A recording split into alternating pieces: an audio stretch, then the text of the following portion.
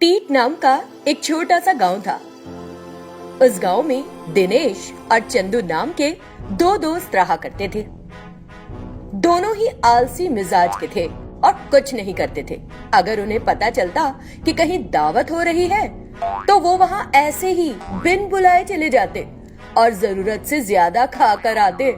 एक दिन चंदू दिनेश से, अरे यार दिनेश, आज तो लगता है कि गांव में किसी ने भी दावत नहीं रखी। हाँ यार, आज तो खाने के लाले पड़े हैं मेरे भाई। ऐसे कितने दिन इधर उधर खाते रहेंगे यार। अगर हमारी शादी अमीर बाप की बेटियों से हो जाए तो जिंदगी बदल जाएगी भाई। दोस्त, करते वरते कुछ है नहीं हम दोनों, हमें कौन देगा अपनी बेटी। इसी बीच वहां एक जादूगर एक बोतल लेकर आता है। वो उस बोतल को पास ही एक जगह गाड़ देता है और वहां से चला जाता है।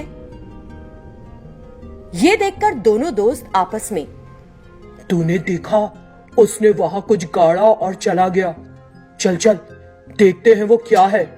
फिर वो दोनों उस जगह पर गए। तभी उन्होंने किसी को पुकारते सुना, मुझे बचाओ, मुझे बचाओ, मेरी रक्षा करो। ये सुनकर वो दोनों हैरानी में पड़ गए और इधर उधर देखने लगे। फिर उन्हें एहसास हुआ कि आवाज तो जमीन के अंदर से आ रही है और उन्होंने वहां खोदना शुरू कर दिया। वहां उन्हें अंदर एक सुरंग दिखाई दी और वो उसके अंदर उतर गए। जमीन के अंदर उन्होंने फिर किसी को पुकारते सुना, मुझे बचाओ, इस कैद से रिहा करो मुझे। फिर से वही आवाज सुनकर दोनों दोस्त एक दूसरे से कहते हैं, ये क्या है यार, हमें सिर्फ आवाज सुनाई दे रही है। यहाँ अंडरग्राउंड में क्या है, मुझे कुछ समझ नहीं आ रहा। अरे दिनेश, उधर देख। अरे हाँ, उस कांच की बोतल में कुछ है शायद। ये कहते ही उसने बोतल को खोल दिया। तुरंत उसमें से एक भूतनी बाहर आ गई और उनसे कहा, तुम दोनों, तुम्हारा बहुत बहुत धन्यवाद मुझे इस बोतल से बाहर निकालने के लिए। दोनों दोस्तों ने जब उस भूतनी को देखा तो उनके पसीने छूट गए। भूतनी जी, प्लीज हमें कुछ ना करना।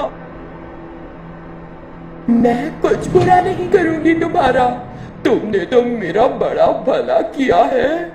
उस जादूगर ने मुझे यहाँ अंडरग्राउंड फांस लिया था। अब तुमने मुझे इस बोतल से बाहर निकाल दिया। मैं तो तुम्हारी आभारी हूँ। मैं तुम्हारी कोई भी इच्छा पूरी कर सकती हूँ। ये सुनकर दोनों दोस्त एक दूसरे से, ये बहुत ही अच्छा मौका है प्यारे, चलो इससे जीवन भर बिरयानी की सप्लाई मांग लेते हैं। तब उन्होंने अपनी इच्छा उस भूतनी से कही। उस भूतनी ने हंसते हुए उनके सामने एक छोटे से पहाड़ के आकार की बिरयानी बना दी। देखते ही देखते उन्होंने बिना एक भी पल इंतजार किए जल्दी जल्दी खाना शुरू कर दिया। फिर दोनों दोस्तों ने उस भूतनी से कहा, अब हमें रोज पेट भरने के लिए इधर उधर भटकने की कोई जरूरत नहीं है। अगर तुम हम दोनों के लिए एक एक सुंदर लड़की जुटा दो और एक घर भी दे दो तो हम आराम से रहेंगे। जरूर। इतना कहते हुए भूतनी ने दो लड़कियां प्रकट की और उन दोनों की उनसे शादी करा दी। बस फिर क्या था, दोनों दोस्त खुशी से फूले नहीं समाये और अंडरग्राउंड ही रहने लगे। वो भूतनी भी कुछ दिन उनके साथ वहीं रही। फिर एक दिन उसने उनसे कहा, दोस्तों, अब मैं चलूंगी। जब भी तुम कुछ चाहो मैं तुम्हारे सामने प्रकट हो जाऊंगी, अगर तुम कहोगे कश्मोरा। उन दोनों ने दुखी दिल से उसे अलविदा कहा। फिर वो भूतनी वहां से गायब हो गई। दोनों परिवार खुशी खुशी पहाड़ के आकार की बिरयानी खाने में मस्त हो गए।